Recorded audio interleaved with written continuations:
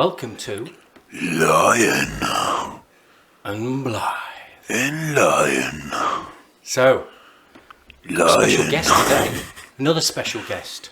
This one is special. He is special. He's nervous. Shh. Dad is here. I don't know much about him though. We've only met a few times. So, shall I introduce him? Go on then. So, special guest today, folks, is none other than, well, I suppose you could say he's a mini-me.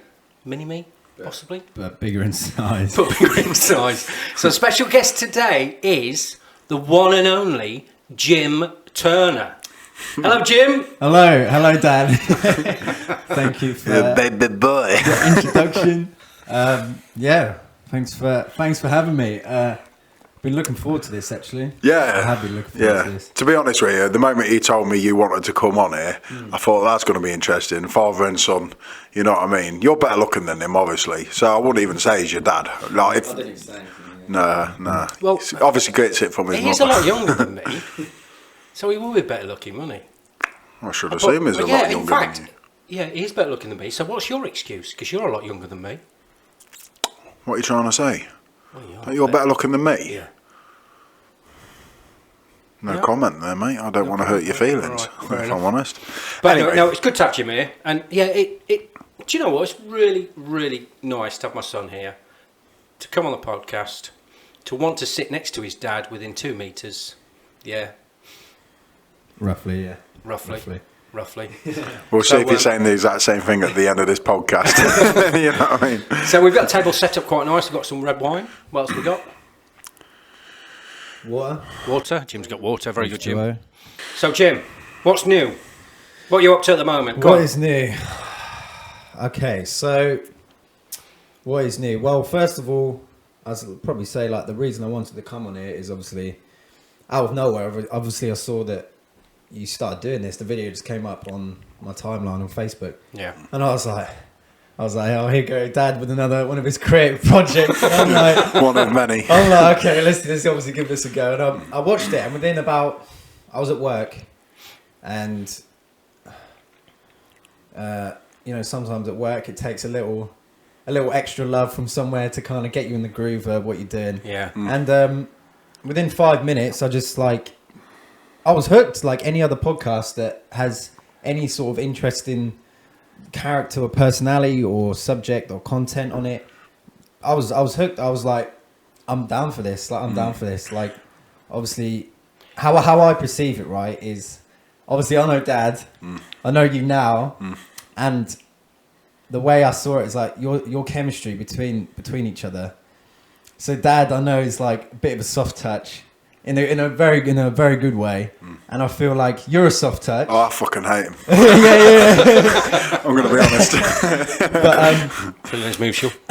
what you have is obviously like the more typical sort of man characteristics, if you will. I'm a man. I'm a real man. Real man. and what I loved about that was like you kind of have an element of something which you've got a lot of, and you notice something within each other, and you've kind of paired that way. And it seems like Dad's got a lot of something which you admire, and you have a lot of something which Dad admires. Which No, I don't. no, completely off. Yeah, that was fake. Yeah, that was written and wrote that. Anyway, rewind. Yeah. What's that about you saying that another one of Dad's crazy creative projects. I'm a bit crazy with my creative projects then. Well, Have I got better though? Oh, very good. But me and my friend, I've started doing some creative stuff. I started writing music specifically, and trying to rap, trying to freestyle, trying to come up, taking a lot of inspiration from obviously the rappers I like and the music I listen to. And my mate said to me, "It's like the thing is, I can't remember who told him, where he heard it from, but he said, it doesn't matter what you do, when you start, it's shit. Yeah. Like, it's shit. It's borderline." It's all learning curves. Isn't it? Irrelevant, yeah, and knowing that is like that's the first place. That's the first place to start.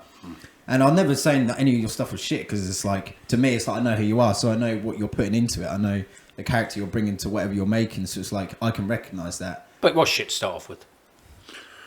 It was, you know, which You learn as you go along. You learn as you go You along. know. It's basic. Do you know what I mean? It's like what is shit? It's like you were just finding your feet. Do you know what I mean? And yeah, just as time has gone on, you know, you've put your energy in different things, and it's just paying off like anything. And you know, you throw shit against the wall till it sticks, sort of thing. And you've just carried on doing that, and it takes a lot of strength and a lot of balls and a lot of perseverance to make anything of anything at all. It doesn't matter who you are. So consistency. Funny enough, we had when we had Nick Elliott on the last podcast. His you know, the way he goes at things, he says, if you know throw enough stuff at the wall, it will stick. Yeah, and that's his mentality in terms of his creativity. Yeah, if you what like. a bloke. What a podcast. I enjoyed having him on the show. He's a really good guy. Really nice Yeah, guy. he didn't like you. No. told me Not many afterwards. people do. Right, you know. He said, yeah, I really enjoyed that, Andy, but I'm not sure about that Aaron bloke. Oh, It's a did bit he? of a- yeah. All right. He told me the same as that about you, actually. He says, Did yeah, he didn't want to come on another podcast again. He said, not till you learn to clean your teeth and get some Colgate in your mouth. You know what I mean? But, you know, moving on. But you two have got a lot in common, haven't you? Yeah, we have actually. When we met, you know, we're both into our sports and everything, and we both love our boxing. You know what I mean? You obviously, you've had a couple of fights, right? I've only had one fight. All right. All I've had is a charity fight at the minute, but I've been doing it sort of 2.5 years now. Yeah. And like seriously, probably a year and a half, maybe less than that. And yeah, I You're love still young though. You're still only 23. it. 23. Yeah. 23 is still young. You know what I mean? Like I said to him earlier, I wish I was 23 again. I'd definitely change a few paths I went down, if I'm honest. But you know, not that I regret any of them. You know what I mean? But you know, yeah, still young. The world in front of you. So while we're here, Jim, any confessions? Any confessions? I don't think I could bring the whole list in, to be honest. But Any confessions to any the old man? confessions? Speak now. Could For be the interesting. whole Speak now. piece. Yeah, Right, no. right, so before that question, you just got to remember, right? Not so much your dad, but like I grew up in like the 80s as a child, going into the 90s, and that. So I probably understand a little bit more Yeah. than him. You know what I mean? Regardless, you know, he was in that dream coats and petticoats, whatever it was, whatever. Yeah, but then I was a police officer in those times, so I Yeah. did see it. Yeah, didn't so I? you understand it, like, you know. Yeah, I So did see obviously, yeah, okay. So there's probably don't feel shy to say whatever just because your dad's here. No, like, I said let this him to him have over it. the phone. He said he was going to play the dad role, and I said, oh, I might have to bat that back just a little bit. Just let it all out. Let it Not all at all. out. I've got to be shown to be, Oh, you God, know, yeah, responsible, you've got to be haven't I? Some of the time. There's sometimes your parents can't keep track on what you're doing all the time. That's all I'm going to say. If on they that one. did, then there'd be some weird parents. Mistakes are made, Yeah. you know, but we learn from them. You know That's what the I mean? main thing, is to learn from him. Is that right, Jim? Everything has a lesson. That's its only purpose. Okay. Exactly. Yeah, because you're quite spiritual, aren't you? I am. Oh yeah. I am. Yeah. Wow. I love it. And I was gonna ask you. Obviously, you follow Christianity, Yeah. Yeah. and I love that. You know, I just love that you got faith. Yeah. A set of rules and regulations, and a set of a lifestyle, and how you try and act. And I think that's important. Yeah. Yeah. I mean, I haven't seen any of them yet, though. I'm living with you. hey, like I say, what's a Christian supposed to act like? You know what I mean? And this is a conversation I have with a lot of people. They turn around and they say, you don't act like a Christian. And I'm like, well, if we're going to be honest and a quick one about it, it's like, if you want to label me, label it what I follow, yeah, Christianity. But there's so many religions out there. So many. So many, and so many different myths and things like that. I'd say I'm more of a believer of faith. That's what I say. You know what I mean? But if I have to label it, then yeah, Christianity. But, you know, yeah, I'm very spiritual. You know what I mean? I have that sort of belief and faith, and I feel it's got me through a lot. So It's all it all covers the same ground. It's just said in different ways and told in different times. Do you know what I mean? And for me, like Dad says, I'm spiritual. It's like, for me, like my chosen philosophy is spirituality, because I find with spirituality is a lot of flexibility. Yeah. So it's like no one has a clue what's going on. Put it that way. Obviously, we know this, but every religion seems to have a different take and a different perspective. Yeah. They've all got something important and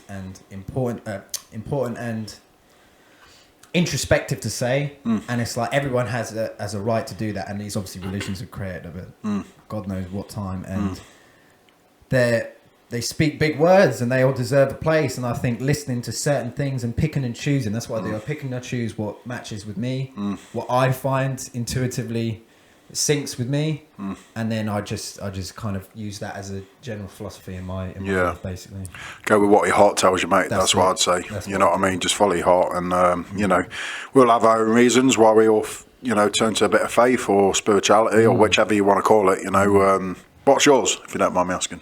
What made me fall towards that? This is the story. This is the first story of what stopped me being a grumpy little young adult that was like, you're still confused. young, by the way. Yeah, I know. I've got a way to go, but obviously, like any young teenager that is trying to enjoy life or trying to figure it out, doesn't really know they're trying to figure it out. They're just kind of going with emotions. You know what I mean? And what changed me completely, made me do a complete 180, made me look at things so differently, is my first MDMA experience, first ecstasy experience. Taking ecstasy, that was close to heaven, right? Don't need to do my dad's stuff now. Pretty much. Well, it was actually the second experience. The first time, it just, I can't really remember a lot of it. It kind of just hit me like you'd think a drug would, just kind of mess you up, you know, a bit confused, whatever, just make you feel good. But the second one was really just flick the switch. It's like the observer, you know, who's observing everything. It's like the communication between that and who I thought I was opened up. And then when I woke from that, came out of that experience, it was like, whoa, that was pretty profound, yeah.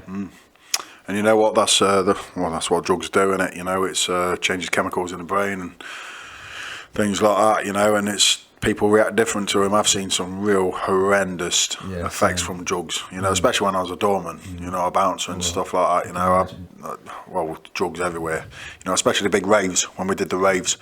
And I mean, you must know, like in the 90s, the rave scene was massive and drugs was sky high. You know what I mean? Ecstasy was the one. You know what I mean? I'm kind of grateful wasn't around. Mate, you know, I tell you what though, I'll tell you this now. I remember doing a couple of raves on the doors, and we'd start at 6 o'clock at night and we'd go right on till 8 o'clock in the morning. We had thousands through the door at the big domes and things like that. Not one bit of bother all night. They all loved each other. That's it. You know, that's the difference. It's like that. Well, I'm going to do my dad bit now. Go on. That's fine though, isn't it? But that's fine if that's just not affecting you. But I mean, obviously, my concern is, you know, I've never done any of this stuff. As a police officer, I've seen quite a few deaths from drugs. Yeah. Admittedly, from the more serious drugs. Yeah. But for me, it's in terms of individuals. How does that affect them? You know, how does it affect their chemical body? You don't know. You can't tell. You can't tell, can you? It's horrific. And that's. For me, that's my biggest concern. You know, you're an adult, you make your own decisions, but there's those consequences potentially of those decisions. That's also my biggest concern. It's like, how do I know how I'm going to react or respond? Or what you're actually taking. Luckily enough, when it comes to, obviously, nothing safe, you know, from just what you're looking at, but luckily enough for me, it was what we thought it was, at least as far as I could tell. I've never had any problems. Obviously, people do, but this is what I believe is that there's a big conversation to be had when it comes to drugs, especially things like psychedelics that have a bigger role to play. They're not bad for you. They're not bad for you. It's how you use them. It's who you are. It's your actions. It's all about you. The drug is not the problem. It's you. Yeah. You're the problem. It is, but also it's again, it's who it's passing through and what they're doing to that drug on the way through. Yeah. If you're talking about pure stuff, then it might be a different picture. Yeah. I'm no chemical expert, but it might be a different picture. But it's what is added to it. I've known a few people die from drugs, just as little as cocaine. Well, say little, it's not really little, really, but you know, make your heart race 10 to the dozen. I've known a couple of people have some real bad terms on that sort of stuff.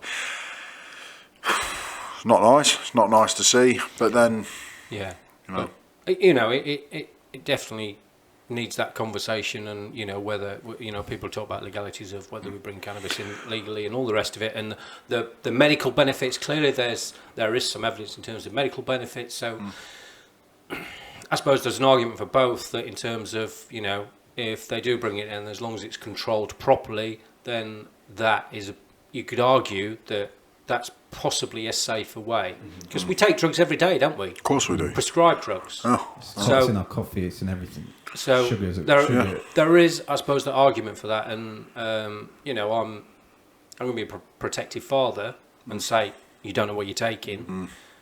But, you know. it's true. You don't know what you're taking, though, you know. I remember one of my mates, we're going back years now, 10, 12, 13 years, something like that. He, everyone was out clubbing, having a good time, and he got offered a pill, whatever it was. I don't know. I don't think he knew. He just took it. Next minute, he's disappeared. And then he's outside in the middle of the road when everybody's going out and he's screaming at the top of his lungs trying to swim on the road thinking there's a shark after him. Got him home. No, but this was proper fear. We're not, you know, you'd look then, you'd probably laugh. Yeah. But you think at the same time, you know, you got to think what was going through his head. Scary. Bone chilling. Yeah, and then they took him home and there was a pillow in the corner of his bedroom and it was a brown fluffy pillow. And then he freaking out, kicking off because he thought there was a bear sat in there with him. And all that, and they have to proper pin him down, and you know, couldn't control him. It's fucking scary. I think I'll stick to my coffee. Yeah, right. Yeah. I think I'll stick to my coffee and my red wine. Yeah. But you know, everything in moderation. Yeah. So that made you reckon that made you go spiritual anyway, Jim? What it did was it made me it wired my, you know, imagine that your brain Your subconscious. Imagine your brain is like a connection of wires, right? Like in the back of your TV, it's like red, white, yellow, whatever. It's almost like when you're growing up, your whites and your yellow and your yellows and your red or whatever. And it seemed to just go white to white, red to red. It was like the first like profound. It was like a dream. It was like something bigger than me. There's a new presence here. And what it did is it made me regulate. It made me get connected to my emotions. I could understand why I felt certain ways. What love is and what all these emotions, deep emotional emotions are, and how to connect to people, and what fear is, and what it helped me conceptualize everything in the space of a 6-hour period. And then when I came down from it, I was so grateful, scared, shitless, like anyone who wakes up, you know. of course. But there was a sense of like there's something here, and I now understand why religion and these things occur. Fair play. Simply because of this profound spiritual experience, I guess. Fair play. It's good to have something to hold on to. It really is. I believe it gets people through a lot of things. You know, like I say, each to their own. I've got a friend who's into Hinduism and all that, you know. Totally different to what I kind of follow. But in all fairness, I love to listen to him. You know what I mean? And sometimes he'll talk to me and sometimes I sit there and I think, actually, you know what I mean? It's good to have an open mind. Yeah. You know, it's always good to have an open mind. Doesn't matter what you believe in. I'm always open to other thoughts, other beliefs, this and that. You know what I mean? I've always had that attitude. You're never too good to learn something new. You know, it's how we grow, innit? But, you know, I'm open to listening to anything. So people's experiences, what people reckon they've seen, you know, I find it so interesting because it goes to show there's so much more to every individual than just straightforward. You know what I mean? And yeah. I think I'm just. I'm not religious. I'm not spiritual. I'm not any of those things. I think I'm just open to. I think I look at people. I hope I don't judge. I'm less of a judge than I've ever been. Perhaps part of the policing has done that to me, but I certainly take people for who they are, not what they look like. And for me, what's important is kindness and, you know, being able to connect with people and being sympathetic and all those sort of things in terms of people. Because you just don't know what someone's been through. And one thing you cannot do is you cannot judge someone until you've walked in their shoes. That's what the saying goes, isn't it? Very easy to judge, isn't it? Very easy. And we all do it in our mind. We all do it. So talking of judging. Yeah. What about the latest with the elections then? It's all subject. It's a subject that rocks a lot of people, to be fair. So talking of, what do we really think of Mr. Trump and his everything's illegal and they've cheated and all the rest of it? Come on, what's your thoughts? He fascinates me, Trump. Does he? I have to take him for who he is. I don't like him, but I'm fascinated by him. He almost reminds me of like a dare I say, like a Hitler, but in a very modern Western sense of like, I don't know, it's just so much about him that you can't ignore, negative or positive, whatever your views are. he's a character. And Yeah. Oh, he's definitely a character, but for me, he seems to be missing the empathy gene. Oh, he's a tit. I find him so entertaining, mate. You know, Yeah, in a you bad know way. what? This is what I'm going to say. No one can have an opinion no more without any arguments, and I don't agree with that. You know, I've known people literally say they hate Trump, and that. Good on them. Fair play. If that's how you feel towards him, you know, then that's how you feel. I ain't going to have opinion for anybody having an opinion on them. But me personally, I quite like him. You know what I mean? Like, you know, and I've known people where I've spoke about it, and I've just joined in a couple of comments online, and people's blocked me on Facebook just because I turned around and I said I like him. They don't ask why I like him. Yeah. Just, you know what I mean? It's so stupid. I mean, we're all supposed to be adults and that, you know, you don't like who I like, so I'm going to take you off my Facebook and fall out here and this and that. And it's just like, come on, we're all entitled to an opinion. I like the bloke. You know what I mean? Some of the things he says and comes out with, all right. You know what I mean? But I'm sure there's good motive behind it. But somewhere, yeah. yeah, there's things what Donald Trump's done that the media don't always portray. I can imagine. You know what I mean? We've seen it in these so-called, you know, conspiracy theories and stuff like that. Where I watch a few of them, and sometimes I think, you know what? I've not seen any of this, what these are showing. You know what I mean? And that, so it's 50-50, isn't it? It makes you wonder, but I don't know. I like the guy, you know. The new one, what's his name? Biden, but he's gone through some shit, mate. is he? Yeah.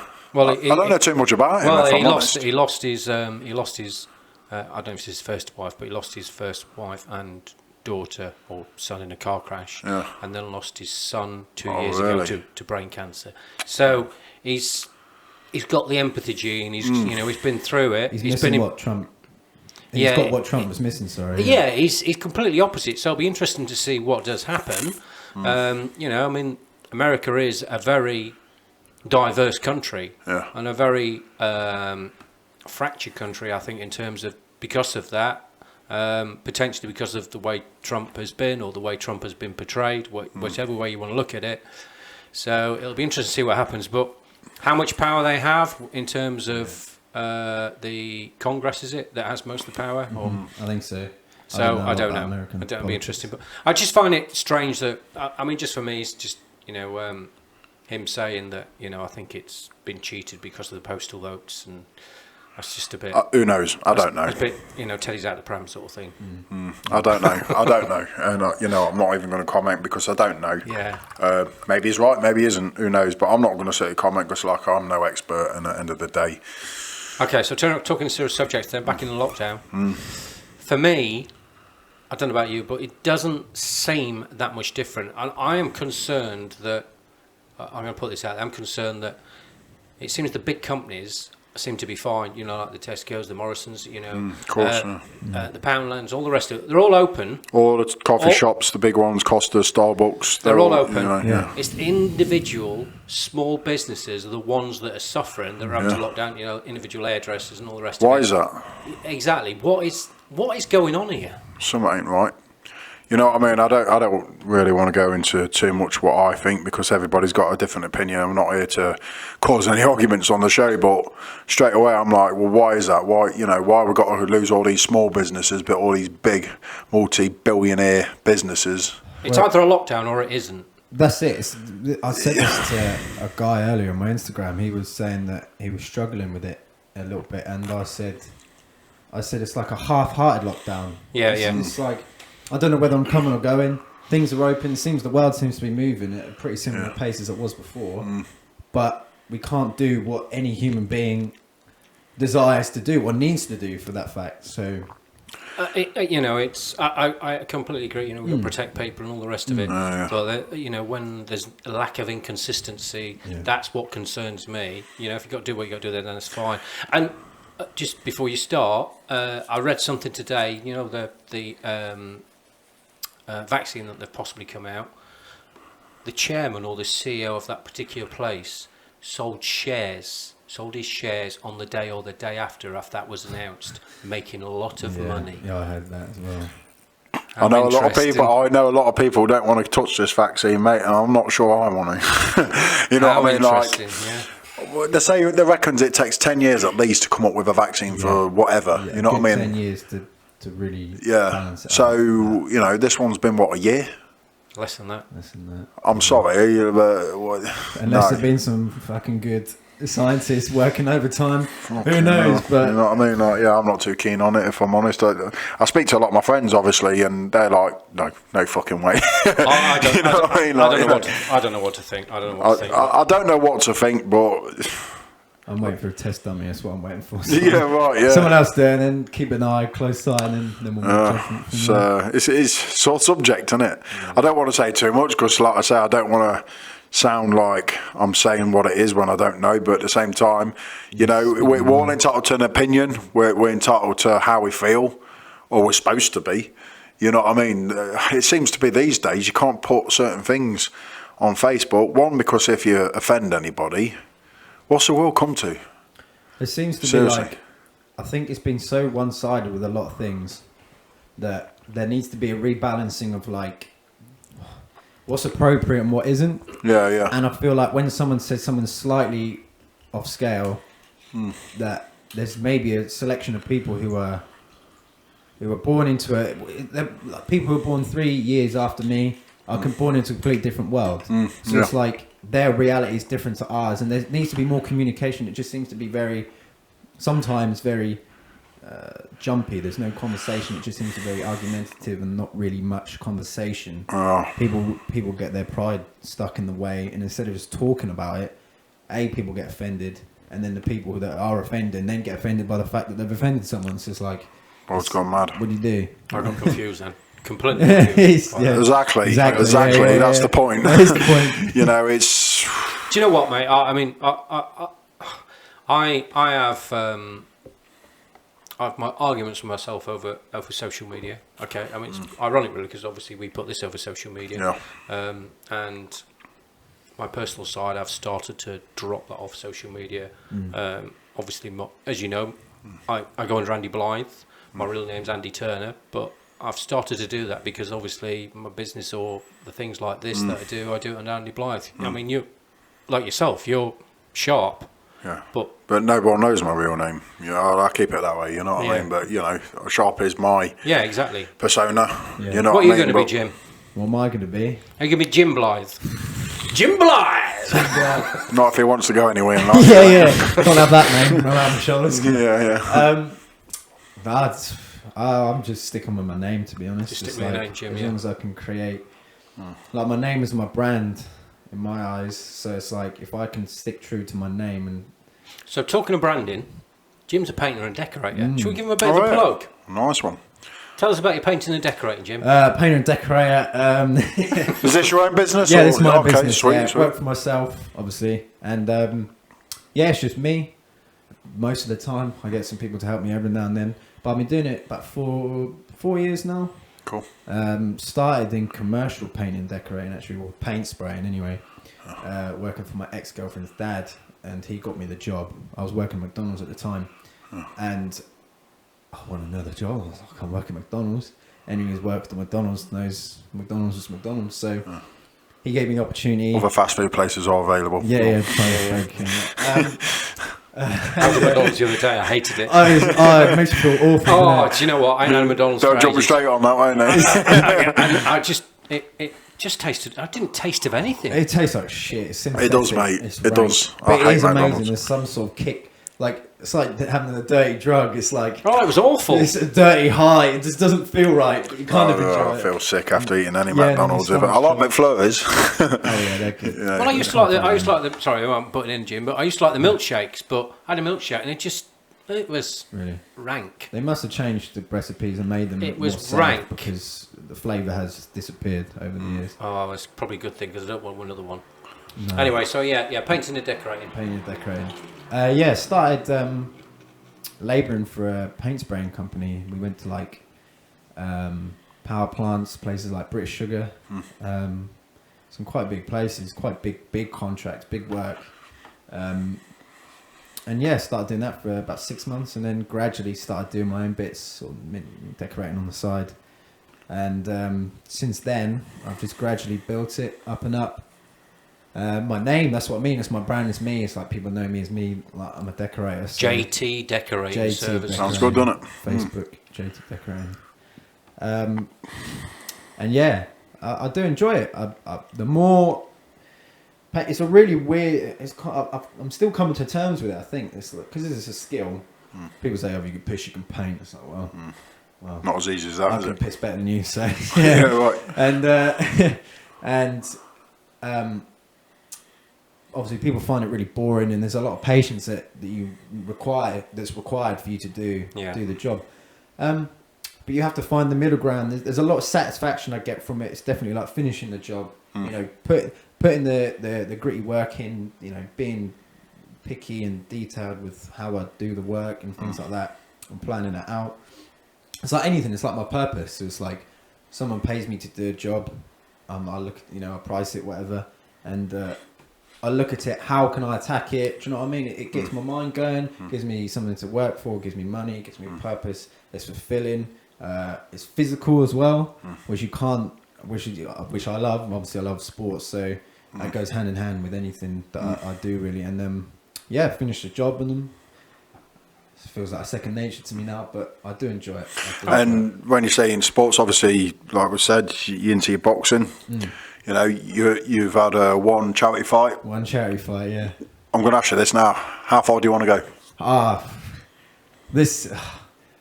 got a mate of mine, Luke Googe, you won't mind me saying, I'm sure you'll like the shout out. He's an MMA fighter, and he's had three fights, 3 or 4, and he loves it. And we seem to be in a pretty similar space in terms of like progression. He started before me. Obviously, had more fights than me, so I'm probably the novice. I am the novice compared to him. But we have a very similar mindset. We get on really well, and we despite this being like one of our main passions, constantly we're grilling ourselves, especially when we're training or something like that. Because when you get so caught up in a grind, like training for boxing, you lose sometimes the enjoyment of it. It disappears. It's like anything. Too much of anything is bad. And there's so many times I've questioned myself. I was like, do I even want to do this? And then I take a couple of days off, take a step back, and I get into it, and I start again, and I don't know, start shadow boxing or something. And I'm like, I'm quite good at this. Yeah. I enjoy this, and then because I doubt everyone doubts the skills. They have to keep that in check. Do you know what I mean? Yeah, of course. And obviously, every time I'm feeling good in myself, I say I want to go as far as I can. I don't want to set a target. I just want to push. Obviously, I want to get to the top. I'd love to get to the top. Who wouldn't want to get to the top? Yeah, of course. But it's one step at a time. Of course it is. You've got to have that self-belief. You know what I mean? Whether you get to the top or not, you've got to have that self-belief. And if you haven't, you ain't made for the top. Yeah. You know what I mean? I'm not being funny. Like, when I was as little as 6 years old, people used to say to me, what do you want to be when you're older? I want to be a wrestler. I wanted WWE, which was WWF back then, till the wildlife got hold of it, whatever. But, I never made it to WWE. But I've wrestled a lot of the WWE wrestlers, TNA wrestlers, been on TV and travelled up and down and that. So, I've done well out of it. But I always said I had what it takes to be at the top. And I say boxing, judo, ballet dancer, whatever you want to do, you've got to have that belief, because you can't go off track because of what other people think. You're right. I mean, the difference between you two guys and when I was at your age, have you heard of imposter syndrome? No.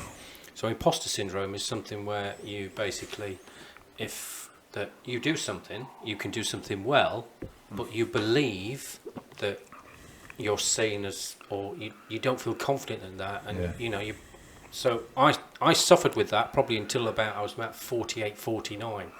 So when I started doing my filming, I felt, I didn't say, oh no, I'm an actor or anything Felt like that. out of place, basically. Felt out of place and didn't feel confident with it. It's only now that, I suppose, like when I changed my name and said, right, okay, I've got the confidence to do that. So you're right, you bang on. Yeah. And I've done more things and progressed more since I've done that and believed in myself. So that's what you've got to do. Don't listen to anybody else. No, fuck that. Like, if anyone's below you in terms of progression in that specific area, don't listen to them. They might have something you can listen to them, pay attention, but take it with a pinch of salt, for God's sake. And you know what, I'll say this as well, anyone that's higher than you, listen to them, but don't take everything they say too deep to heart. Literally, have your goals, have your focus. You're going to get knocked down by people higher up than you. It's going to happen. You've got to have it in your mindset, I'm going to do it. I'm the best. I'm not being funny, but Tyson Fury, I will plug the bloke. He is one of them men that's proven so many times when the world's been against him that he is the best. He said he was the best when he was fighting Klitschko. Personally, I thought he was a madman. I said Klitschko's going to kill him. You know what I mean? I really did. Yeah. And that's after, Fury beat him. He didn't just beat him, he gave him a boxing lesson, mate. You know what I mean? When he did that, I started to become a fan. Yeah. Then he had a timeout. He went up against Wilder, and I said, no way, Wilder's going to bang him clean out. I said, it's too soon. I said, has Billy had any fights? And yet again, he told him, I'm the best. He believed he was the best. Didn't matter what any other boxer say. Everybody wrote him off, but in his mind, he believed he was the best. And he went out there and he proved it. That is the mindset you need to become a champion in any sport. No one's better than you. That's what you need. When I used to wrestle, and they used to say to me, right, do you want to wrestle Alberto Del Rio or, Magnus or whoever come along, some of the big names from WWE and that, I've been in the ring with a few and stuff like that. Straight away I'd be like, yeah. Some people get a bit starstruck. Once I step through the ropes, it's a performance. Yeah. They're just a shell. I've just got to go in there and prove that I'm on that level, and that's the attitude I'm always at. It's your time to prove that what you set out to do in the first place, that you are made for that, and the only person that's going to believe that is yourself. You know what I mean? Funnily enough, you were having this conversation with your girlfriend, or you said the phrase was used was the sky's the limit. Yeah. Was it? Yeah, sky's the limit. Yeah, was that today or was that yesterday?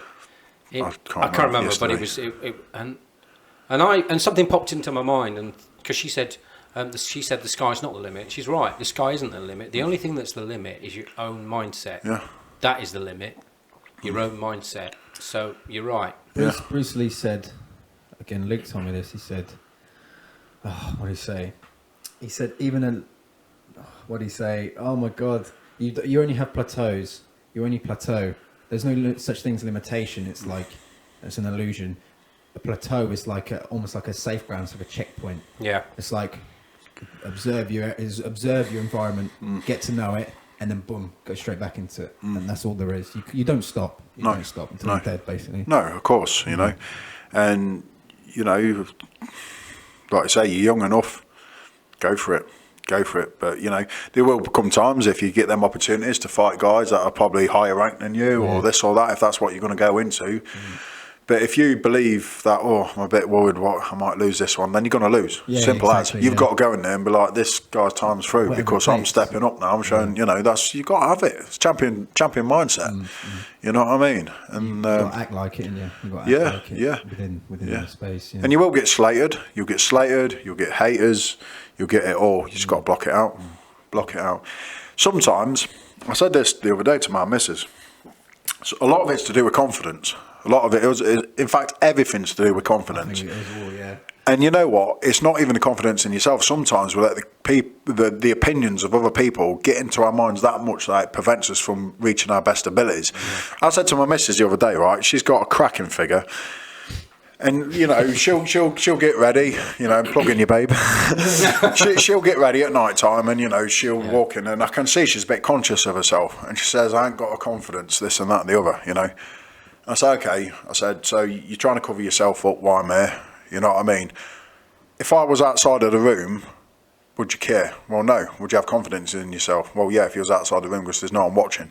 I said, that's the mental blockage you've got to get out of your head. Yeah. You know what I mean? Because you got to realise that it doesn't matter. It doesn't matter. You're only going to reach your full potential if you get that blocked out of your head. And that's what stops us a lot of the time, is the opinions of other people. Yeah. So what else you got to tell us, Jim? What else have I got to tell you? Just touching on the boxing though, just one more thing. Obviously, I've only had one fight. I had every intention to fight again. Was signing on to Attleborough. Was about to get medicaled, and they would have a fight sorted. I don't know when, but shortly. And this was just before the first lockdown. Yeah. And then I was all motivated. The ball was rolling. I just become single, felt free again. All my energy was on that. It was like a springboard effect where you're back, and then suddenly boom, it was all on that. Yeah. And then obviously it stopped. So like broke momentum. He's single, girls. Yeah, if you're watching the podcast, he's single. And but he has got a pin in his nose. He looks like a ball. Yeah, sorry. And obviously I went back to training after lockdown, and then I got injured, my knee, then my shoulder went. So the last sort of couple months, 3 months, I've basically just been trying to trickle along, repair, improve. Yeah. And when lockdown's done and training's gone, training's back, I'll be back into it. Go for it. Especially, don't keep thinking next year. As soon as it gets out there, done, get in there while you're young. That's the only advice I could give. Norwich has got a really good boxing school, from what I know of. Graham Everett, is it? That's it, yeah. Yeah, I've never met him, but he's trained some really good fighters, mate. And you're in a good city to go to that guy. Fighters, you know what I mean? And yeah, I've heard nothing but good things about the bloke. You know what I mean? I'd love to meet him one day, to be honest with you. He's got some really good fighters under his wing, and fair play to him. Yeah, and you're in a good position for it. So definitely go with the best. Definitely. But, what else were you going to tell us then? That's pretty much it. But just speaking on the self-belief thing, I think you have those little moments, those little words from yourself or maybe from someone else, or the promise you make or whatever, that you fall back onto in order to re-stimulate motivation and faith, basically. Yeah. And I remember my first session at Attleborough, really scared, turned up, not really, done it. There was some good boxers there, I'm a small fish in a small pond, and I walk in and I put everything into the first training session.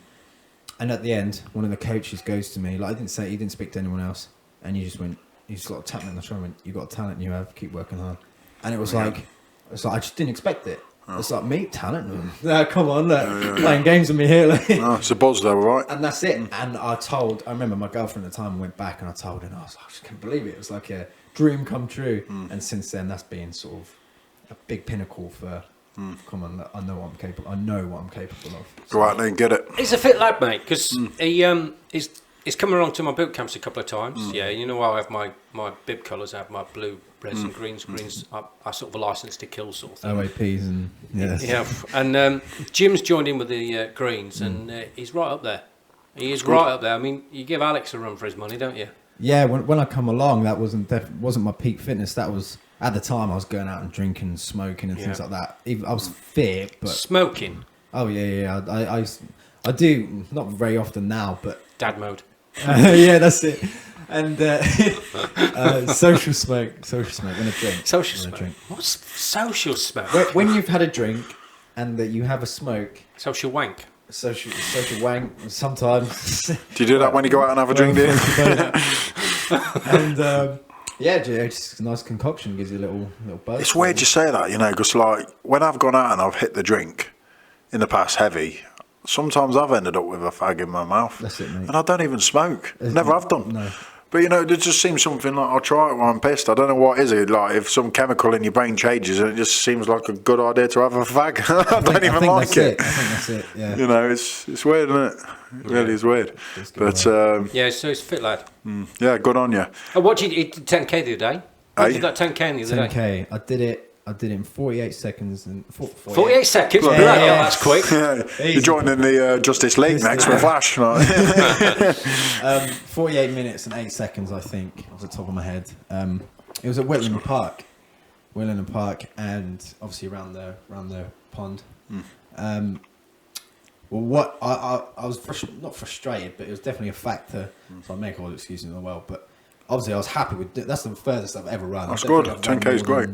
I don't think I've run more than 6.5k. So maybe 7 and 6.5, just under 6.5 miles, 6.2 mile. Yeah, it was 6.3 mile. 6.22 because 3.11 is 5k. Innit? Yeah. And for about a quarter of the track around the pond, there was just puddles, mud. It was so wet. It just rained the previous day or something like that. I spent a good couple kilometres wasting energy. Jumping over, this is right at the start, this is about 2 or 3 kilometres in, wasting energy, and it kind of throws you off a little bit, and I'm avoiding people. I had to wait for people to come past, because they're just so unaware, they're just walkers, aren't they? They've got their dog, and they're glued into their world, so, but yeah, no, I did that.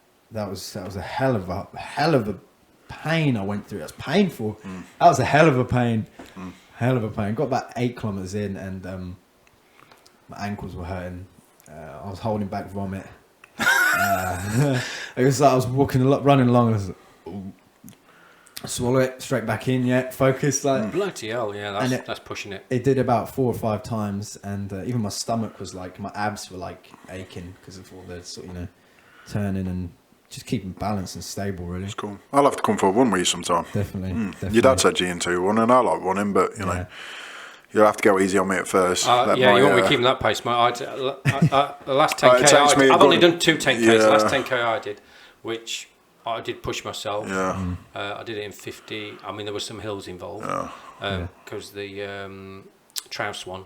So you have to go around and do the hill twice. Yeah. You have to give me a couple of miles to let my leg eat up. 55 minutes. So that's still. I think I was hoping for sub hour. I was like, whatever I get, sub hour. 55 minutes. That's really good going, mate. Yeah, well done. I didn't train for it though. Oh. No. So yeah, it's good. Went straight in. So what's the plans for the future then, Jim? Plans for the future. Well, I've been since lockdown. I've been trying to get into a creative mindset. My inspiration. I love music. I was thinking in the car actually on the way here. What? Well, you said music. You couldn't have led in better. I'll come to that. Yeah, of course. Yeah. Come on. And for a period of time, it must have been like 18, 19, something like that. Maybe a bit earlier. I didn't listen to music at all. That was weird. I just never listened to music. I just went into it. Same here. I'm not really into it that much. No. And it was like I didn't think of anything of it. Now, it's like, what is life without music? It's nothing. It's like into Sinatra. Yeah, I do like a bit of Frank Sinatra. I like a bit of everything, to be honest. Yeah, I like a bit of everything. I like a bit of Bob, music, mate. that is. Yeah, I do, Yeah. You know what? Aaron likes a bit of everything, not music, that is. Yeah, right. No, I love all kinds of music. You know what? 5 years ago, I'd say anything but country and western. But you know what? I listen to a lot of country and western now. Yeah. Yeah, I really do, yeah. You find your groove with it, don't you? I love it, man. Yeah. You know what I mean? Yeah. Do like my music. Music gets you through a lot in life. Oh, it syncs you up with yourself, and you just let the emotions flow through, and it's healing. It just fixes you up. Sometimes within minutes, not even that. Sometimes just hearing one of your favourite tunes or whatever, just it's like you're back in the room. Do you know Music's helped get me through a lot of hard times in life, mate. It really has. What's your favourite song? Favourite song? Wow, It's a hard question, that, isn't it? I'm my main inspirations. I love rap music more than anything. Drake and Eminem are my favourite, and my favourite Eminem song is "Role Model." That was on his first album, Slim Shady LP. Funnily enough, that's what Aaron says to me. What's that? I'm his role model. Yeah, that's what I thought. Yeah. No, Eminem, mate. I love Eminem. You know, grew up on Eminem. I think my favourite of his. So I'd love The Way You Lie. Yeah, I love classic. that with Rihanna. He says that to me all the time. Love The Way You Lie and a role model. So, Her bitch please too as well. yeah, that's it. talking about music then. Yeah, we better talk about this because he's dying for me to tell everybody about it. So, funnily enough, before we came and did the podcast now, we were shooting the music video, weren't we? Yeah, we was, yeah. Yeah, safe distance. Yeah. So we're shooting outside, and Aaron was doing his bit of rapping and bit of whatever. Come on, let's go. I've been writing a bit of music myself. Yeah. It's good, isn't it? It is, mate. So good. I enjoy it, and obviously, I've got a few friends on the music scene that are doing really well. Flatland Kings. Yeah, Flatland Kings. Which are on the up. I'm actually really good friends with the lead singer out of all that. Oh, yeah. You know what I mean? Yeah, there was actually on the end of the documentary, Heart of a Lion. At the end. Okay, yeah. Skeletons. Yeah. And then I know another artist called Drake Leon Taylor who's doing really well at the minute. He's, his music's good. He's actually just wrote a song for the documentary as well called Just a Man. And yeah, I know another grime artist who's called Azza, who's worked with some top UK grime artists. I had a bit some bobs back and forth with them, and I've done a track with him now called Where Are You Now? And I hope to get it out soon. Yeah. Where are you now? Go on then, sing it. No, I'm not going to sing it. Yeah, do you a little bit of rapping bit? Go on. No, come on. freestyle. Come on. Wait, get your phone out and play it. My phone's on charge. Oh, is it's it? turned off. What was your inspiration for this track? You know what? I've always liked rap, like yourself, grime. Because he can't sing. Yeah. that's basically what I'm not too bad. But, and obviously, as the documentary shows, I went through depression. And I heard a couple of tracks about depression, and at the time I was going through it, really hit a nerve. Yeah. And as I started getting pulling myself up a bit more, and I started, I thought, I'm going to do a track. Yeah. I got asked to do a track with Azza, and I was like, yeah, let's do it. Yeah. So I sat down with him one night, and we just wrote the lyrics, and we just thought, yeah, we got the studio, and then we went and recorded it. And Yeah. we've been doing a music video now. We sent it off to a few people to see what they think of it, and we've had some good feedback so far, and I've really enjoyed doing it. So, but that led on to writing more tracks and that. That's so, it. The start. I mean, that's the thing. The thing is, just if you enjoy something, do it. If something comes off the back of that, quite often people make money or passions on the back of something they love. It's just a hobby for me. I just enjoy it. It's like poems. I like writing poems. Yeah. So anything you make out of it, then just give it to me. That's fine. Whatever. Throw in the bin. One thing I don't do things for the money. I never have done. If money comes with it, ace. Fine, You know what I mean? But if I it. do something, I do it either a hobby or a passion or what. I just enjoy doing it. You know what I mean? And if it comes with it, it comes with it. If you don't, it don't. But yeah, no, that's basically. We still got time on the podcast. Yeah. Okay. Yeah, no, that's basically where my inspiration come from. Like, obviously, a lot of Eminem. What I found fascinating is that I've done a lot of research on is there's a professor called Carl Jung. Don't know if you've heard of him. German. I've heard of Professor Green. Professor Green, not the rapper. No. A bit older than that, but he's German, or he's got a mix of nationalities, but it was a German name, so we'll call him German anyway. And he was in the 20s, I believe, and he was a psychologist of some sort. I'm not the Wikipedia of him, but basically a lot of his work is fascinating. And what he was. Is that the camera gone? Yep. Oh dear. Camera didn't like you. No. Sleeping again. That's the one that kept dropping off last time. Yeah, isn't it? right. Is that what broke that? Yeah, When so Close that camera. What he discovered, he basically tried to map out what the psyche is. He tried to map out what our brain is doing, what reality is, okay? And what he conceptualized was this thing called the shadow, which is like the subconscious, the collective unconscious, things we don't think about on a conscious basis. It's somewhere packed off in the wild, some of it buried far deeper than we think or know, especially know.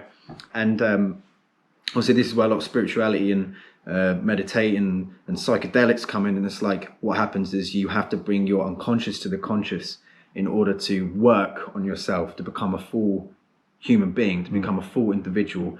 And there's this part called the shadow, which is effectively a very taboo and neglected part of yourself. So things like incest, drugs, porn, the extremities of life, basically. And these are real parts of ourselves, and a lot of people ignore them because A, they're scared, B, society doesn't like them, and C, whatever you want to pick, whatever reason you want to choose. And he calls it shadow work, and it's like facing your demons, basically. Facing this, depression and things like that. They bring their demons out, these weird faces and characteristics, and it's endless. It's endless, isn't it? And the real work, the hard, deep work that we all have to do is the shadow work. It's facing our demons. So when the good times happen, it's like you get to know your demons. It's like you know their names. You don't push them away. You know their names. Mike's called Aaron. That's it. Yeah. And you get to know them, and you invite them there. You treat them as they deserve to be treated, and you deal with them as fits a human brain. Do you know what I mean? Fascinating. And Eminem, for me, is so extreme, especially in his older times, in his older songs. Nutter back in the day, massive nutter, and right now he's a godsend to a lot of people. A lot of people hate him, but a lot of people think they hold him up high in the highest of lights. You know what I mean, in terms of artists, the music industry, and a lot of his songs seem to go through the shadow, that space of beating his wife or getting really abusive, horrible stuff, and working with that and making it into music and making it sonically entertaining and transcending it, putting it into the sky, spreading it out where it deserves to be, and then it takes the weight off you, and it's like it's a healing process. It's like music is like a healing process, and that is my inspiration. They're working on those demons, those dark sides that you don't usually talk about, that sometimes it's in normal conversations are uncomfortable and unwanted in a lot of places. And for me, that's what music does to me. It lets me say exactly what I want to say, not beating around the bush, exactly what I feel. Yeah. It's not me, it's part of me. It's not necessarily what I want to do. Sometimes it is, but that's what it's all about. Sometimes you think certain ways and sometimes you feel some ways and you don't understand. Why not speak about it? Get out there. Yeah, too right. And Eminem did a good job of that. And you know what? There'll never be another Eminem. Exactly. Never. Exactly. I'll tell you what, it's got quite deep tonight, hasn't it? I don't do like conversations. Yeah, it's very got quite often. deep. No. But well, to be fair, me and Jim have had those conversations. Yeah, that's important. Yeah, before we finish, Jim, sort of what, I mean, you're a young man, I'm very proud of you as my son, I'm very proud that you work for yourself, because that's not easy. No. I know that's not easy. No. So, what would you like, in a short amount of time, what would you like to say to young people out there? What would I like to say? I would say encourage everything to a point where encourage people around you, encourage yourself to discover, explore, to try and understand, to question. If you don't expose yourself to what you don't understand, you will never understand or learn or grow or anything like that. You'll never be your true self. You have to be vulnerable. You have to be scared. You have to be upset. You have to cry. You have to do all these uncomfortable things. And my advice would be, do what feels right to you. If it pays, if it's a painful price to pay, then so be it. But there's always a way to make it more than okay. Do you know what, mate? They're wise words. They are wise words, because basically what you're saying is, to grow, you need to feel that uncomfortableness, and you need to feel those emotions and all those sort of things. With failure comes growth. Exactly. But you have to jump into it. You have to, no holding back. Good advice. No Good holding advice. back. It's been a pleasure having you, mate. Thank you. It's been a pleasure being here, to be honest. So, you have been listening to Lion and Blithe.